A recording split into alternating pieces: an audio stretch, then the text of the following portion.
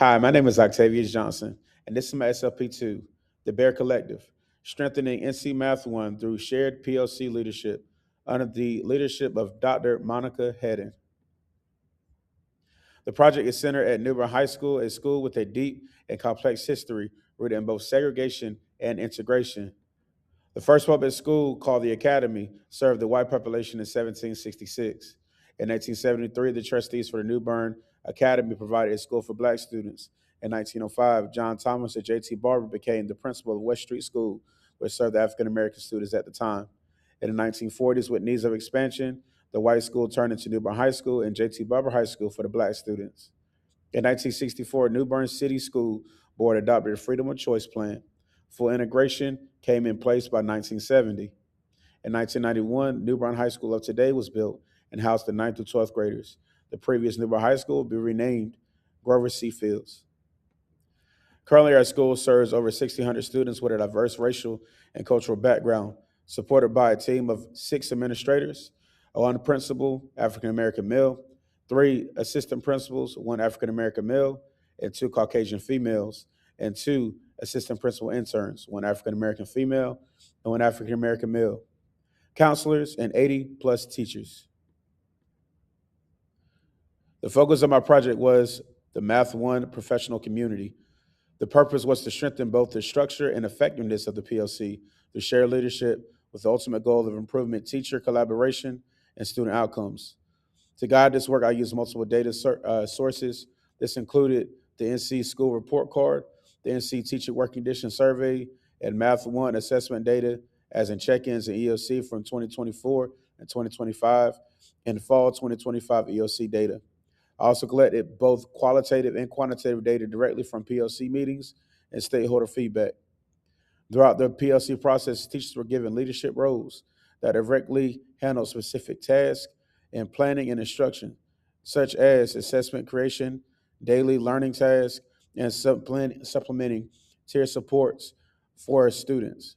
The teachers were given 3 weeks to work in that area of development and present weekly to the PLC of their findings. Teachers switched their given roles to build confidence in planning and curriculum development after 3 weeks. From the data, a few key patterns emerged. First, all teachers in the math PLC were veteran teachers, which meant there was a strong foundation of experience.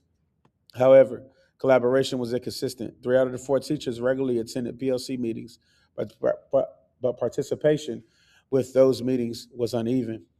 For example, in early meetings, one teacher dominated the conversation, speaking over 20 times. By the final meeting, there was some improvement in participation from one teacher, but another teacher did not contribute at all, dealing with the PLC because they had different planning. In addition to quantitative data, the stakeholder feedback provided important insight. One teacher shared they liked the tiered supports because it pushed them to think outside the box and think about students as individuals. However, another expressed frustration with daily activities, feeling they did not align with their personal thinking style. Another teacher admitted they did not share intervention corrections with the PLC because they weren't sure if it was expected. These responses highlight a key issue. While systems were created, clarity, trust, and collective ownership was still growing. Research supports this challenge. Dufour emphasizes that effective PLCs require a shift in mindset.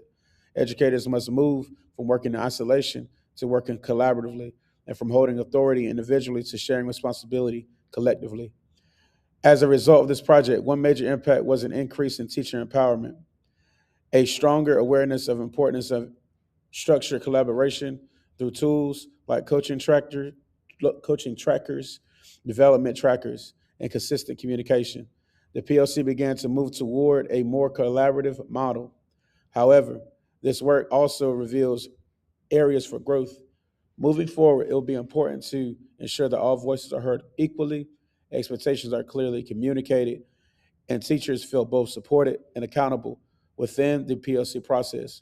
Ultimately, the Bear Collective is about building a culture where collaboration is not just expected, but truly embraced, where teachers work together to improve instruction and where the collaboration directly impacts student learning. Thank you for your time, and I invite you to explore the full collection of my internship work and presentations. I want to thank my wife, my family, and all of my professors at ECU for undergirding me throughout this MSA project. Thank you.